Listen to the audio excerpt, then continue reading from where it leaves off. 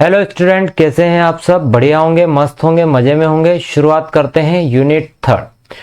बच्चों, unit third के बारे में आपको बता दूं, इससे 8 नंबर के क्वेश्चन आपके एग्जाम में आने वाले हैं। कितने? 8 मार्क्स के आने वाले हैं। 8 मार्क्स का आपका एग्जाम में आएगा, जिसमें से 1 मार्क्स के आपके 3 क्वेश्चन प्लस 2 मार्क्स का एक और 3 मार्क्स का एक आएगा। टोटल कितने हो जाएंगे? ये 3 + 2 + 3 8। ठीक है, तो 8 मार्क्स के क्वेश्चन आपके इस यूनिट से आने वाले हैं। यूनिट थर्ड चैप्टर कौन सा है बच्चों? ये तो ये 4th वाला चैप्टर है, गतिमान आवेश और चुंबकत्व।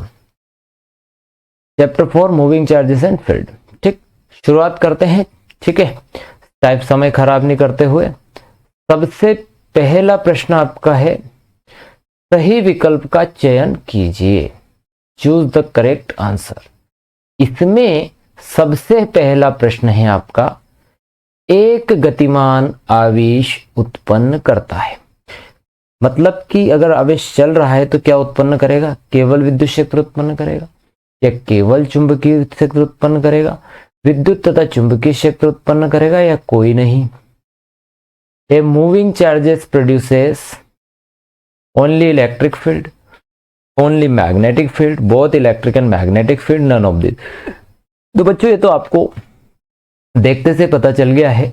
ठीक है, कि भाई एक जो गतिमान आवेश होता है वो विद्युत और चुंबकीय क्षेत्र क्या करता है? दोनों उत्पन्न करता है। Both electric and magnetic field both produce करता है। अगर अकेला आवेश होता है, मतलब कि स्थिर आवेश होता है, तो स्थिर आवेश केवल विद्युत क्षेत्र उत्पन्न करता है, यानी कि रेस्ट चार्ज क्या प्रोड्यूस करता है? Only electric field. But moving charges क्या करेगा? इलेक्ट्रिक एंड मैग्नेटिक फील्ड दोनों प्रोड्यूस करेगा। किसके अनुसार? ओरस्टेड के अनुसार। ठीक, नेक्स्ट दूसरा क्वेश्चन है, धारावाही वृत्ति कुंडली के केंद्र पर चुंबकीय क्षेत्र होता है कुंडली के तल में, कुंडली के तल के लंबवत, कुंडली के तल से 45 डिग्री पर, कुंडली के तल से 60 डिग्री पर।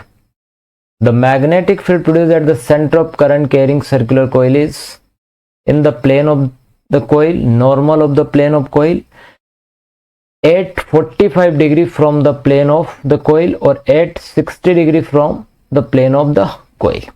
तो बच्चों, जो कोइल है आपकी कुंडली जो होती है, ये धारावाही वृत्ताकार कुंडली के केंद्र पर चुंबकीय क्षेत्र की बात हो रही है। ठीक है, तो केंद्र पर जो चुंबकीय क्षेत्र होता है वो क्या होता है? उसके तल के ठीक क्या होता है? लंबवत होता है। कुंडली के तल के लंबवत होता है, normal to the plane of coil. Next,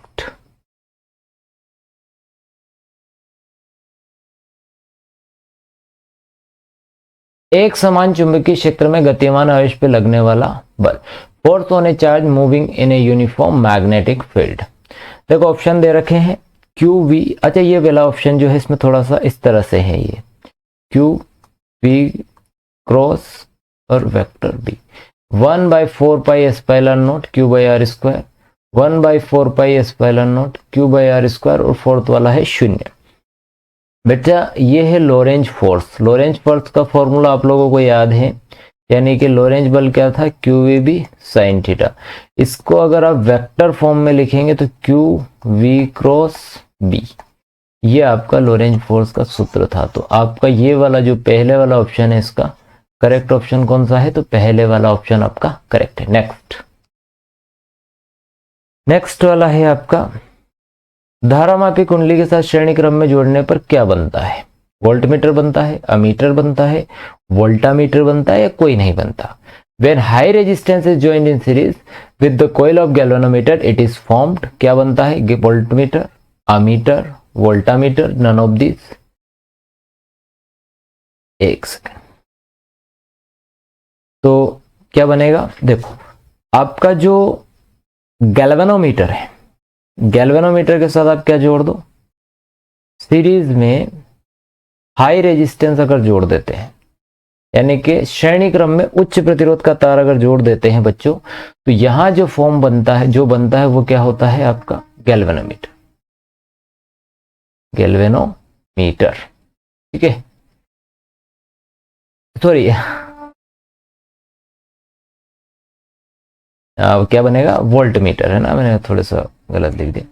क्या बन जाएगा? गैल्वेनोमीटर के साथ अगर श्रेणी क्रम में प्रतिरोध जोड़ दिया जाए तो क्या बनेगा, आपका वोल्ट मीटर बनेगा। ठीक है, इस बात को थोड़ा सा ध्यान दीजिएगा।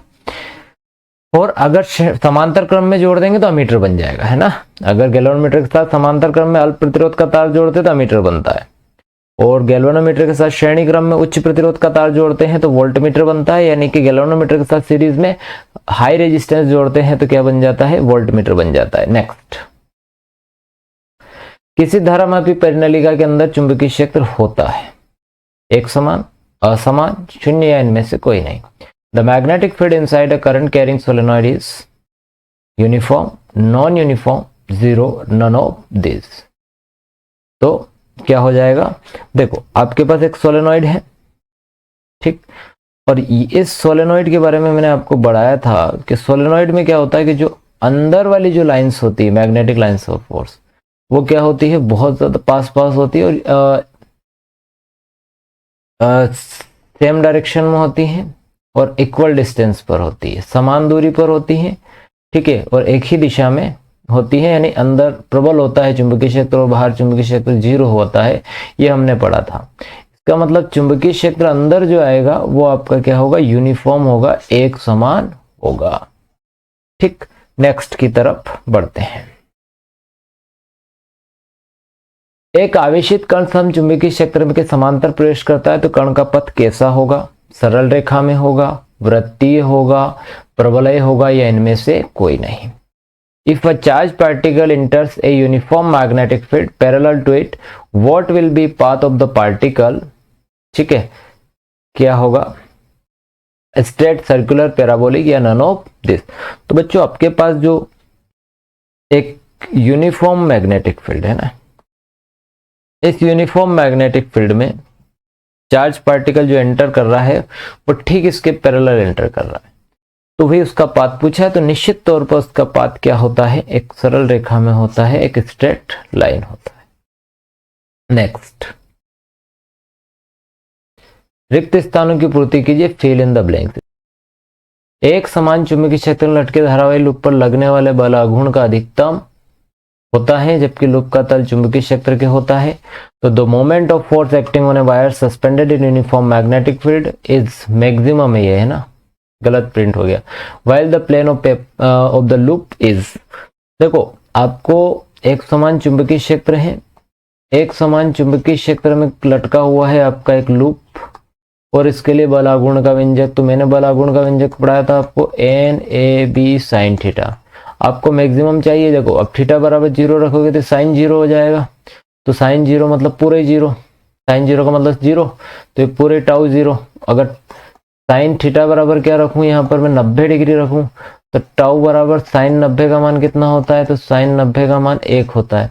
तो एन ए बी, यानी कि यहाँ पर आपका टाउ मैक्सिमम मिलेगा कब, किस कौन से कोण पर, 90 डिग्री पर, तो यानी कि लंबवत, यानी कि लूप इज परपेंडिकुलर।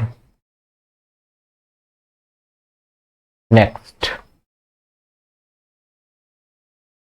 एक आदर्श अमीटर का प्रतिरोध रिक्त स्थान होता है। The resistance of ideal ammeter is blank. तो देखो यहां पर प्रतिरोध पूछा आदर्श अमीटर का, तो देखो आदर्श अमीटर का प्रतिरोध 0 होता है, सामान्य सी बात है। आपको याद है कि भाई हम लोग क्या करते थे, अमीटर बनाने के लिए क्या करते थे, गैल्वेनोमीटर के साथ शंट जोड़ते थे, कई में जोड़ते थे, पैरेलल कॉम्बिनेशन।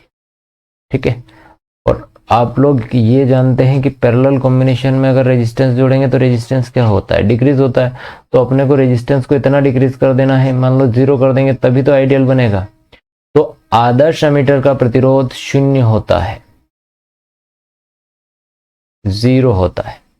ठीक है, the resistance of ideal ammeter is 0। Next, आदर्श वोल्टमीटर का प्रतिरोध, अभी हमने ये भी पढ़ा है कि भाई वोल्टमीटर के साथ कहां जोड़ते हैं रेजिस्टेंस को, हाई रेजिस्टेंस को आप सीरीज गैल्वेनोमीटर के साथ सीरीज कॉम्बिनेशन में जोड़ते हैं।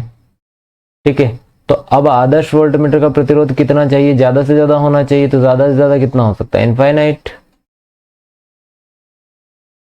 तो आदर्श वोल्टमीटर का प्रतिरोध अनंत होता है। नेक्स्ट, शंट का हमेशा क्रम में जोड़ा जाता है। Shunt is always connected in, देखो शंट जो होता है हमेशा कहाँ जोड़ा जाएगा, ये समांतर क्रम में जोड़ते हैं इसको, ठीक है, इसको पैरेलल कॉम्बिनेशन में जोड़ते हैं। अमीटर बनाने के लिए हम प्रयोग कर रहे थे, हम देखो हमने गैल्वेनोमीटर के साथ समांतर क्रम में यानी पैरेलल कॉम्बिनेशन में आप क्या जोड़ते हैं, एक अल्प प्रतिरोध का तार यानी लो रेजिस्टेंस वायर जोड़ते हैं, उसे तो अपन शंट कहते हैं। तो कहाँ जोड़ते थे हम, हमेशा समांतर क्रम में जोड़ते थे। नेक्स्ट, चुंबकीय क्षेत्र में गतिमान आवेश पे लगने वाले बल को कहते हैं, तो इसके बारे में the force on A charge moving in a magnetic field is called, इसके बारे में हमारे पास पहले भी चर्चा हो चुकी है कि इसको अपन क्या कहेंगे, लोरेंज फोर्स जो हमने पढ़ा, F is equal to QVB sine theta, तो इसको आप बोलेंगे लोरेंज फोर्स, लोरेंज बल, लोरेंज फोर्स। नेक्स्ट, एक वाक्य में उत्तर लिखिए, ठीक है। नेक्स्ट, चुंबकीय क्षेत्र की तीव्रता का एसआई मात्रक होता है, तो चुंबकीय क्षेत्र की तीव्रता का एसआई मात्रक देखो हमने आपको निकालने के भी बता देता हूं, ठीक है, या फिर देखो F is equal to ILB है ना, मैक्सिमम के लिए बात कर रहा हूं, तो B is equal to F by IL, तो F का न्यूटन, धारा का, करंट F यानी बल का न्यूटन, धारा का एम्पियर, करंट का एम्पियर, लेंथ का मीटर, तो ये हो गया आपका न्यूटन प्रति एम्पियर मीटर, ठीक है। ये मैग्नेटिक फील्ड का यूनिट है, SI unit of magnetic field है ना। What is the SI unit of intensity of magnetic field, intensity of magnetic field का यूनिट क्या हो सकता है, न्यूटन पर एम्पियर मीटर, या फिर इसका एक यूनिट और होती है वो हमने पढ़ी है टेस्ला, ठीक है। आगे नेक्स्ट, दो समांतर चालकों को एक ही दिशा में धारा प्रवाहित हो रही है तो उनके मध्य लगने वाले बल की प्रकृति होती है। हमने एक डेरिवेशन में पढ़ा था, what is the nature of force between two parallel conductor carrying current in same direction, क्या पढ़ा था कि भाई दो कंडक्टर हैं उनमें सेम डायरेक्शन में करंट फ्लो हो रहा है, और यहाँ हमने फ्लेमिंग का रूल लगा के पता किया था कि भाई दोनों की डायरेक्शन एक दूसरे के, इस प्रकार से कौन सा बल लगता है, अट्रैक्शन फोर्स इनके बीच में लगता है, आकर्षण बल लगता है, ठीक है, इनके बीच में कौन सा, समान दिशा में जाएगा तो आकर्षण लगता है और विपरीत दिशा में जाता है तो प्रतिकर्षण लगता है। अगला नेक्स्ट, धारावाही वृत्ति कुंडली के केंद्र पर चुंबकीय क्षेत्र का मान होता है, right the value of magnetic field at the centre of circular coil, इसके लिए भी अपन ने देखो धारावाही वृत्ति कुंडली के केंद्र पर चुंबकीय क्षेत्र का मान होता है, ये आपके पास एक धारावाही वृत्ति कुंडली है और इसके केंद्र पर हमें चुंबकीय क्षेत्र का मान चाहिए,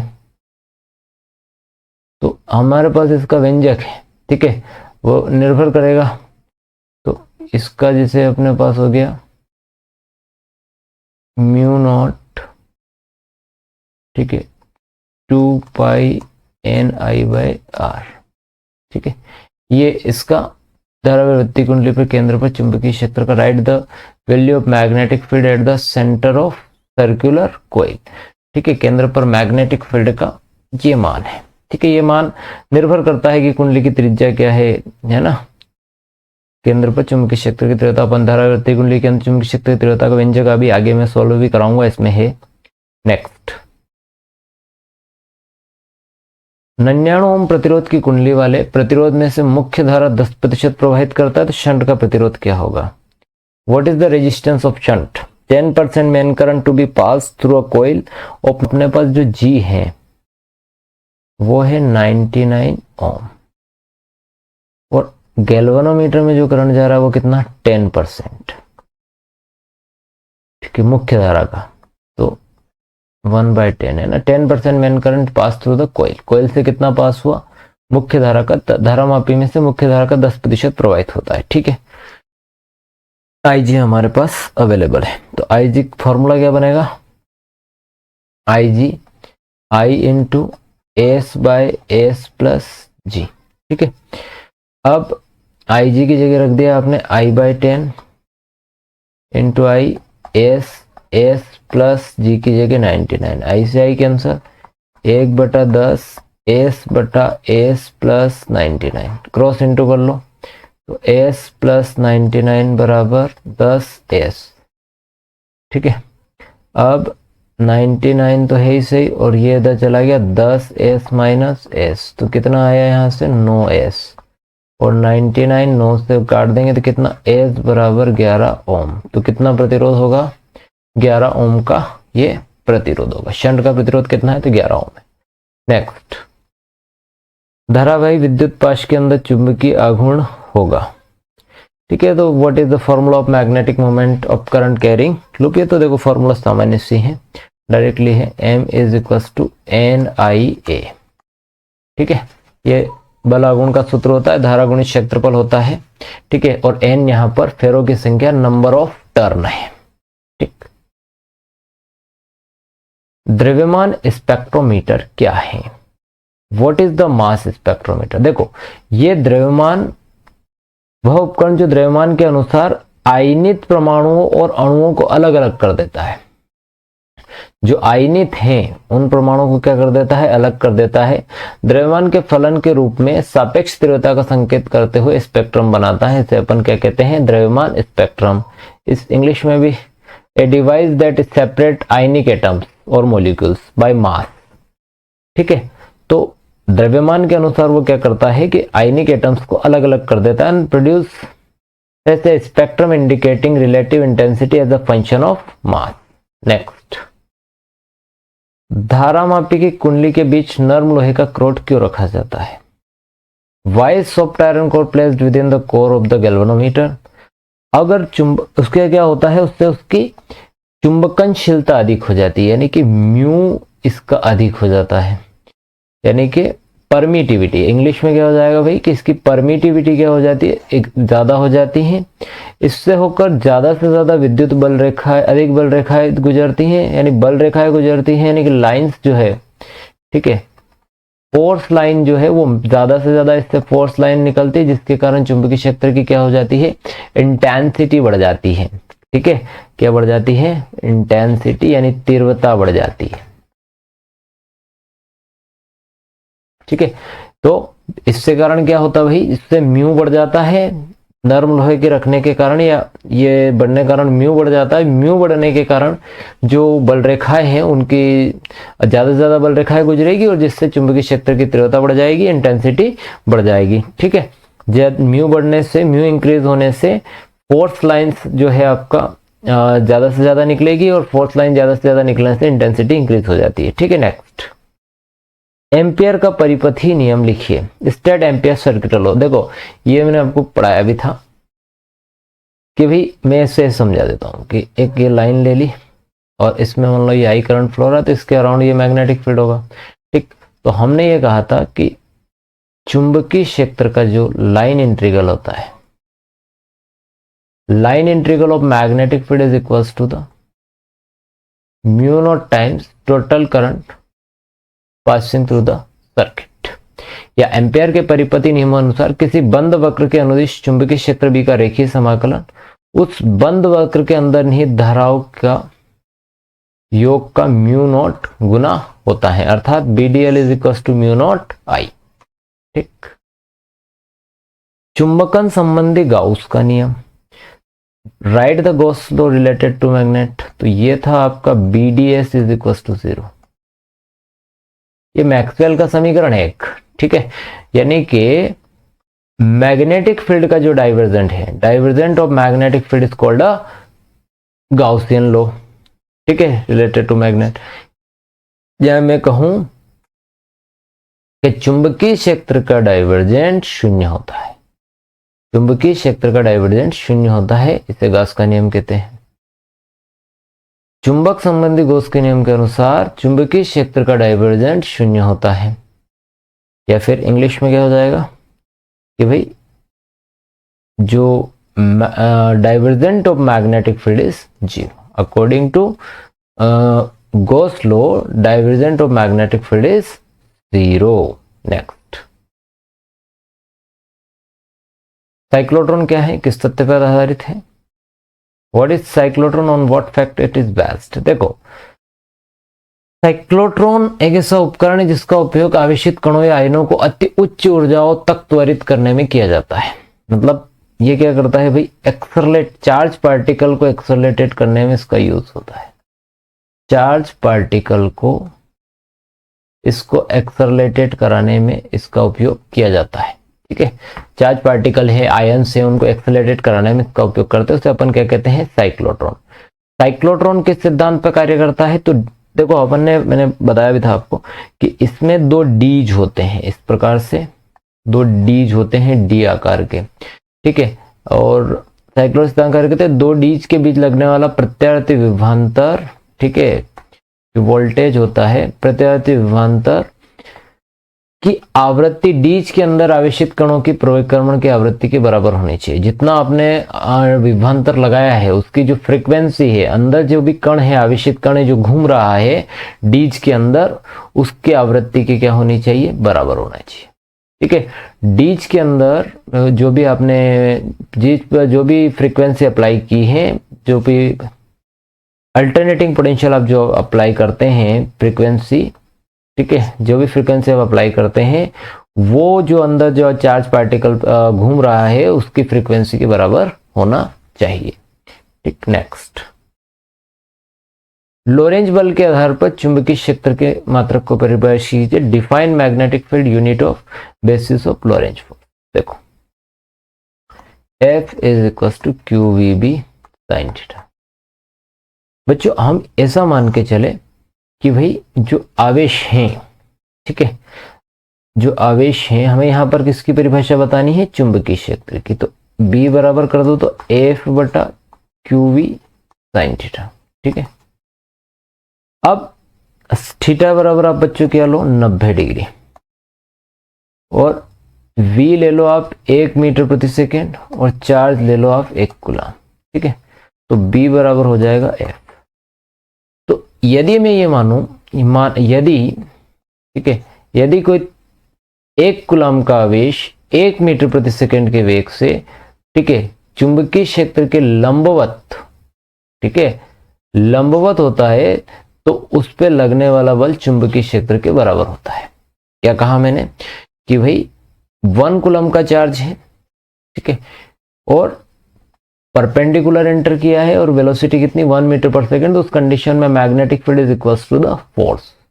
ठीक है, चुंबकीय क्षेत्र बल के इक्वल होता है, मतलब चुंबकीय क्षेत्र बल के बराबर होता है जब 1 कूलम का आवेश 1 मीटर प्रति सेकेंड के वेग से 90 डिग्री के कोण पर क्या करता है, चुंबकीय क्षेत्र में प्रवेश करता है। नेक्स्ट, चुंबकीय बल रेखाओं के 2 गुण लिखिए।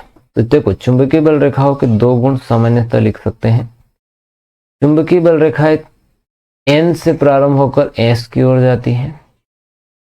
ठीक है, भीतर की ओर चुंबकीय बल रेखा S से N की ओर आती है। 2 तो हो ही है। 2 चुंबकीय बल रेखाएं कभी भी एक दूसरे को नहीं काटती। अगर काट लेगी तो उनके कटान बिंदु पर चुंबकीय क्षेत्र की 2 दिशाएं होगी, जो कि संभव नहीं है। ठीक है, और भी इस प्रकार के दे सकते हैं, पर अपने को यहाँ यही पूछा है ना। और हाँ, एक और महत्वपूर्ण ये भी याद रख लेना कि चुंबकीय बल रेखाएं बंद वक्र होती है। अच्छा, in English start from N पोल और टर्मिनेटेड S पोल। ठीक, इनसाइड क्या होगा, S2N होगी, मैग्नेटिक लाइंस कैसे चलेगी, S2N चलेगी। 2 electric lines of force never intersect each other. Electric lines of force is a closed curve. ठीक है, नेक्स्ट,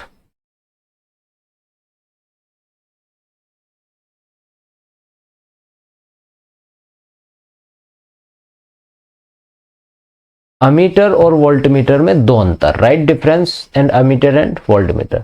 तो देखो अमीटर,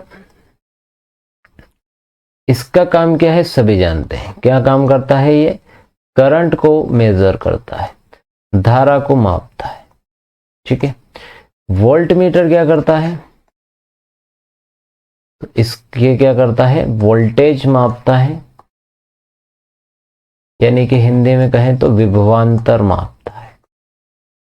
ठीक, अमीटर हमेशा कहां जोड़ते हैं, तो अमीटर को हमेशा परिपथ के साथ क्या करते हैं, अमीटर को परिपथ के साथ श्रेणी क्रम में जोड़ा जाता है। ठीक है, अमीटर को परिपथ के साथ श्रेणी क्रम में जोड़ते हैं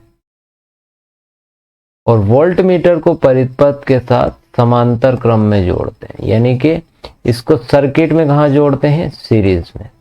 इसको सर्किट में कहाँ जोड़ते हैं? पैरेलल में। ठीक है, अमीटर का जो रेजिस्टेंस होता है, आइडियल एमीटर का रेजिस्टेंस, यानी कि आदर्श अमीटर का प्रतिरोध 0।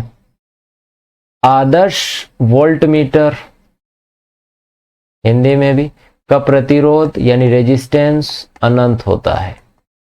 ठीक है, आदर्श वोल्ट मीटर का प्रतिरोध अनंत होता है। नेक्स्ट,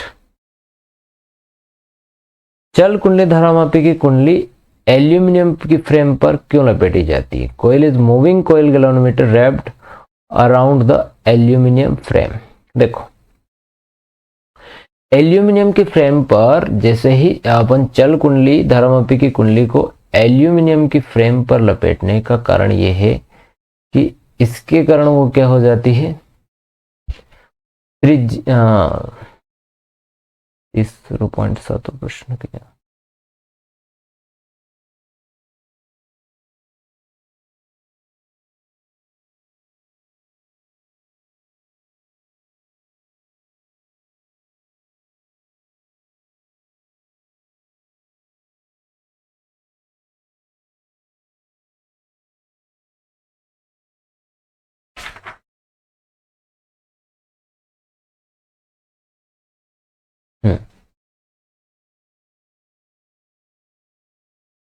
चल कुंडली धारामापी कुंडली को एल्यूमिनियम की फ्रेम पर क्यों लपेटा जाता है ना?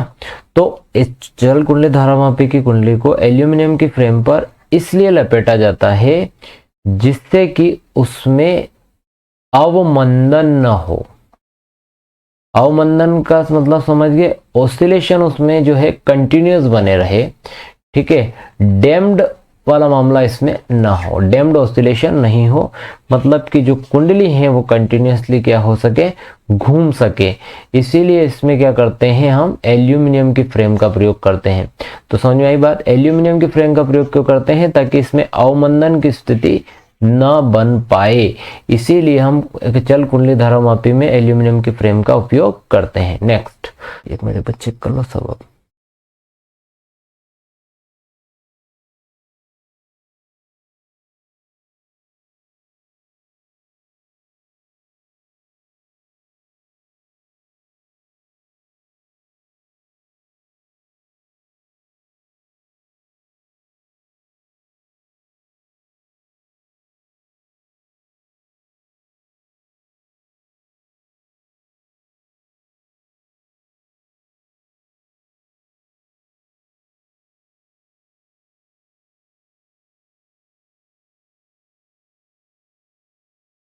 चलो, साइक्लोट्रॉन की आवृत्ति के लिए व्यंजक प्राप्त कीजिए। Obtain an expression for frequency of cyclotron. देखो, ये जो एक डीज आपको दिख रहा होगा यहाँ पर, D1 और D2, और इसके अंदर ये इस टाइप से ये जो है इलेक्ट्रॉन यहाँ चक्कर लगाते हैं। ये चुंबकीय क्षेत्र है, यहाँ प्रत्यावर्ती वोल्टेज विक्षेपक प्लेट है D1 D2 और ये लक्ष्य। तो आपको एक बात बता दूं कि इन डीज के बीच में जब इलेक्ट्रॉन वृत्तीय मार्ग पर घूम रहा है, इसलिए कौन से बल की जरूरत पड़ेगी?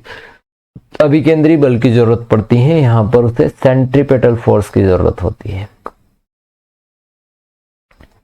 ठीक है, अभिकेंद्री बल, सेंट्रीपेटल फोर्स की जरूरत होती है। और इसमें एक बल लगेगा जिसको हम लोरेंज बल बोलते हैं। ठीक है, तो जो इसके बराबर होगा, तो mv वर्ग बटा क्या आ जाएगा? r। और v से आप इस a स्क्वायर कैंसिल कर देंगे, तो qb बराबर हो जाएगा mv बटा r। तो r बराबर हो जाएगा mv बटा qb। ठीक, r आ गया। हमको क्या चाहिए यहाँ पर? अपने को तो एंगुलर वेलोसिटी, आवृत्ति चाहिए, फ्रीक्वेंसी चाहिए। तो पहले एंगुलर वेलोसिटी यानी कि कोणीय वेग निकाल लो। तो ये होता है v बराबर ओमेगा आर का रिलेशन याद ही है अपने को।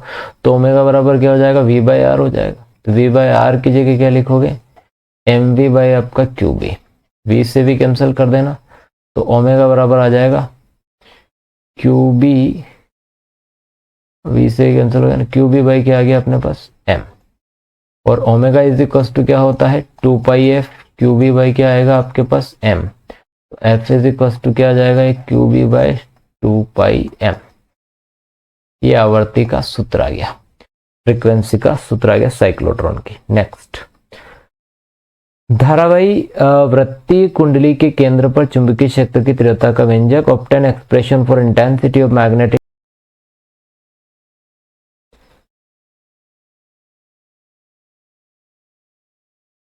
चलो, तो सबसे पहले आते हैं कि भाई धारावाही वृत्तीय कुंडली है, आपके पास एक कुंडली है धारावाही, ये एक वृत्तीय कुंडली है, यहां से आई धारा प्रवाहित हो रही है, ठीक है। ये आई धारा इधर से एंटर करी, इधर से एग्जिट कर गई, इधर से प्रवेश की, इधर से बाहर निकल गई। इसके केंद्र पर यहाँ चुंबकीय क्षेत्र की तीव्रता चाहिए। इसको मैं छोटे छोटे अल्पांशों में बांट देता हूँ, छोटे छोटे एलिमेंट्स में बांट देता हूँ, और यहां से ये 90 डिग्री का कोण इसका बन। तो बायो-सावर्ट के नियम से, by Biot Savart law, Biot Savart law था आपका dB is equal to mu not by 4π ideal sine theta. Theta की जगह अपने पास कितना है 90 बाय, ये डिस्टेंस आप ले लो r, रेडियस r स्क्वायर, तो mu not by 4π ideal by r square. ये पर ये तो एक अल्पांश के लिए है, अपने को तो पूरी होल जो है आपका कोइल उसके लिए चाहिए, यानी कि संपूर्ण कुंडली के लिए अपने को चुंबकीय क्षेत्र की तीव्रता चाहिए। तो होल कुंडली के लिए आप जब निकालते हैं तो dB इज इक्वल टू हो जाएगा ये सिग्मा म्यू नॉट बाई 4π, क्योंकि ऐसे डीएल मिला के सब हो जाएगा ना, सबका सिग्मा कर लो, तो आइडियल बाई r स्क्वायर। देखो r mu not upon 4π constant है, इसे हम जानते हैं। करंट यहाँ कांस्टेंट हो गया, डिस्टेंस यहाँ कांस्टेंट हो गई, यहाँ क्या बदल सकता है केवल एलिमेंट का लेंथ, तो ये सब मिला ले, डेल डेल डेल डेल मिला के पूरी सर्क्यूम्फ्रेंस कवर हो गई। तो ये आ गया आपके पास mu not by 4π I by r square, और ये हो गया 2πr, है ना सर्क्यूम्फ्रेंस का फॉर्मूला, r से r कैंसल, तो हमारा जो डेरिवेशन आया वो ये आया b is equal to mu not upon 4π I by r, ठीक है, ये आपका 2π, ठीक है।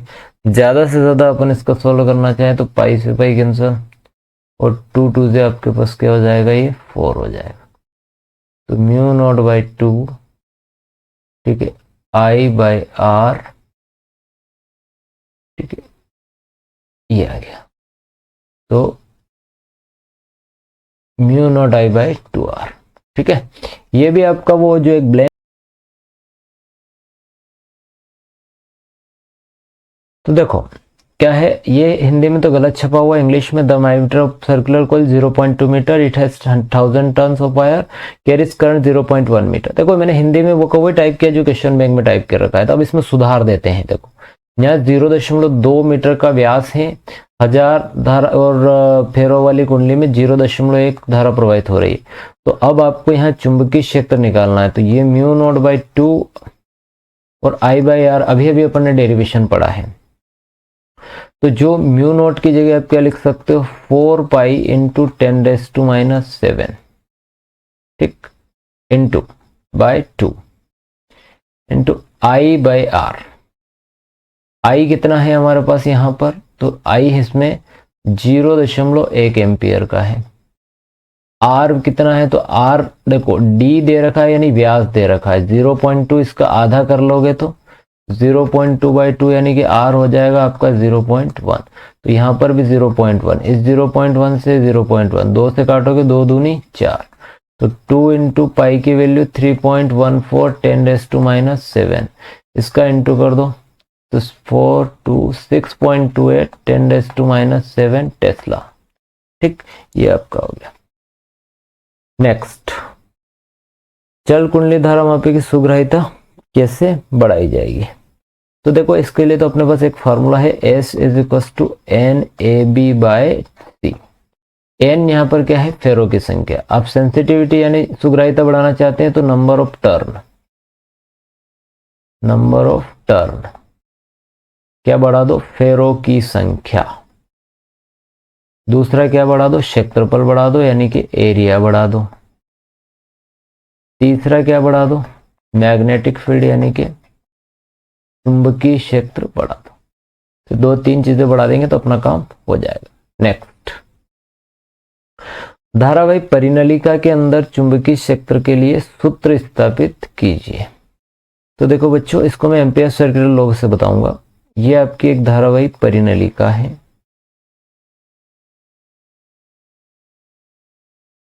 ठीक, इसके अंदर ये चुंबकीय बल रेखा, यहां पर आपने क्या करना है, एक रेक्टेंगल आयत की कल्पना कर लेनी है, ए बी सी और ये डी। ठीक, ए बी सी डी एक आयत की अपन ने यहां पर कल्पना कर लेनी है। ठीक, अब इसके लिए अपन एम्पियर्स के परिपति नियम का प्रयोग करके निकालते हैं। तो बी डी एल निकालते हैं सबसे पहले। तो बी डी एल कैसे निकलेगा आपका, बी डी एल होगा, सबसे पहले ए बी में निकाल लो, A B B D L plus फिर आप B C B D L, फिर क्या हो जाएगा इसमें C D B D L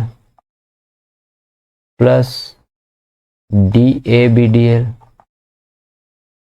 अब बच्चों एक बात देखो कि डी ए और सी बी सी, ये डी ए वाला और ये बी सी वाला, अब दोनों में जो चुंबकीय बल रेखा ऐसे जा रही है, ऐसे जा रही हैं, तो इसके ठीक लंबवत है ये, यानी कि 90 का कोण बनाता है। तो जो BDL आपका, एक तो BC है और एक BDL आपका क्या है, CD है, DA मतलब, दोनों ही चुंबकीय क्षेत्र के क्या है, लंबवत है। तो BDL cos 90, cos 90 का वैल्यू 0, तो ये तो 0 हो गया। और DC वाला जो आपको देखो, तो एक और बात कि जो चुंबकीय क्षेत्र के बाहर होता है उसके लिए मैं पहले ही बोल चुका हूं कि क्या होगा, उसका चुंबकीय क्षेत्र 0 होता है। तो ये आपका CD वाला मामला भी क्या हो गया, 0 हो गया। बचा क्या, केवल AB वाला बचा, ठीक है, यानी BDL। तो इसका आप निकालोगे तो ये क्या होगा आपका BDL cos 0। तो cos 0 का मान कितना होता है, 1 होता है। तो ये हो जाएगा BDL इंटू, इसका समाकलन करोगे तो क्या आएगा, L, तो B इंटू L।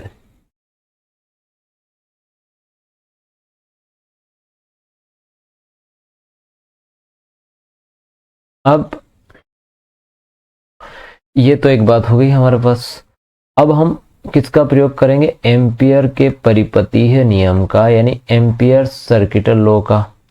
तो एम्पियर सर्किटल लॉ के अनुसार देखें तो BDL is equal to mu into, ठीक है। अब आपको मैं बताऊं कि इसमें फेरों की संख्या अगर n है तो संपूर्ण फेरों की संख्या कितनी हो जाएगी, प्रति एकांक लंबाई में L है, ठीक, n फेरे हैं तो NL हो गया, ठीक। और क्या होगा, म्यू नॉट, उसके अंदर ये कुल धारा का क्या होता है, म्यू नॉट गुना होता है, तो म्यू नॉट NLI हो गया। और इधर क्या आया, BDL is equal to BL, तो इस BDL की जगह क्या लिखो आप, BL इज इक्वल टू क्या आएगा आपके पास, म्यू नॉट NLI, और L से L आपका कैंसिल हो गया, तो क्या बचा, B is equal to mu naught NI। ये आपका धारावाही परिनलिका के लिए अंदर चुंबकीय क्षेत्र के लिए आपका सूत्र हो गया, ठीक है। नेक्स्ट, बायो सावर्ट का नियम लिखिए, इसके आधार पर विद्युत धारा के मात्रक को परिभाषित कीजिए। देखो बायो सावर्ट का लॉ पर बात करें तो ये एक आपका वायर है, इसमें ये I करंट फ्लो हो रहा है। यहाँ एक छोटा सा एलिमेंट अल्पांश DL ले लो, यहां पर आपको चुंबकीय क्षेत्र की तीव्रता और मैग्नेटिक फील्ड निकालना है। तो देखिए चुंबकीय बल रेखा है, जिसे इसमें किधर ऊपर की तरफ जा रही है, धारा इधर जा रही है, तो इसमें चुंबकीय क्षेत्र अंदर की तरफ होगा। कौन से, दाहिने हाथ के नियम का प्रयोग कर लो। दाहिने हाथ का नियम क्या कहता है कि चुंबकीय बल रेखा है आपकी कैसे, जैसे धारा की दिशा ऐसे है तो चुंबकीय बल रेखा कहाँ जाएगी, अंदर की तरफ, ठीक। अब चुंबकीय क्षेत्र जो होता है उसमें प्रवाहित धारा के अनुक्रमानुपाती, यानी कि करंट के डायरेक्टली प्रोपोर्शनल। उसके बाद उसका जो एलिमेंट है उसके डायरेक्टली प्रोपोर्शनल होती है, और एलिमेंट को जिस एंगल से मिला रहे हैं उस एंगल के साइन के क्या होता है, डायरेक्टली प्रोपोर्शनल होता है। जो डिस्टेंस है, डिस्टेंस के स्क्वायर के इनवर्सली प्रोपोर्शनल होता है। तो d b proportional I dl sine theta by are square. Proportional का साइन यानी को हटा देंगे तो यहाँ पर एक के नियतांक आ जाएगा, I dl sine theta by r वर्ग। और एसआई सिस्टम में इसका मान होता है mu naught by 4 pi I dl sine theta by are square. ठीक है, ये आपका कौन सा हो गया, बायो-सावर्ट्स का लॉ हो गया। अगर बायो-सावर्ट्स के लॉ के बेसिस पर आप डेफिनेशन देना चाहते हैं करंट की, तो इसका इस डीबी की जो 10 म्यू नॉट अपॉन 4 पाई की वैल्यू 10⁻⁻⁷ होती है। ठीक है, I sine theta by are square. तो अपन ऐसा मान के चलें कि ये जो धारा है इसमें अगर 1 एम्पियर का धारा प्रवाहित हो रही है, ठीक है, अगर कुंडली में 1 एम्पियर का करंट फ्लो हो रहा है, तो उसका जो आर्क है, ठीक है, जो उसका चाप है तकरीबन कितना हो, 1 मीटर का हो, तो उस कंडीशन में जो धारा है वो किसके बराबर आएगी, चुंबकीय क्षेत्र के बराबर आएगी। नेक्स्ट, एक तार है जिसमें 8 एम्पियर की विद्युत धारा प्रवाहित हो रही है, यानी कि 8 एम्पियर का करंट उसके अंदर फ्लो हो रहा है।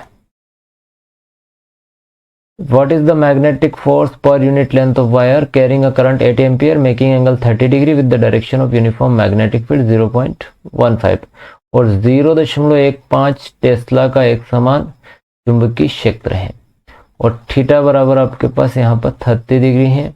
एकांक लंबाई पर लगने वाला बल यानी magnitude of magnetic force per unit length F/L IAB। तो IAB साइन थीटा, I है 8, ठीक है, NAB F/L F is equal to ILB A नहीं है, सॉरी है ना, इसमें A नहीं है, ये था F/L IAB साइन थीटा ना, तो A नहीं है यहाँ पर। A तो I हो गया 8, B हो गया 0.15 और साइन हो गया 30। 8 इंटू 0.15 और साइन 30 यानी कि साइन 30 हो गया आपका 1/2 और 2 से हो गया 4 कैंसर, तो 0.60 न्यूटन पर मीटर। ठीक है बच्चों, ये आपका हो गया। इसी के साथ आपका ये यूनिट भी खत्म हो जाती है। ठीक, तो वीडियो पसंद आया हो तो चैनल को सब्सक्राइब जरूर कर दीजिएगा बच्चों, ठीक है, और अपने दोस्तों के साथ शेयर करिए। ठीक, मिलते हैं नेक्स्ट वीडियो में, ठीक है।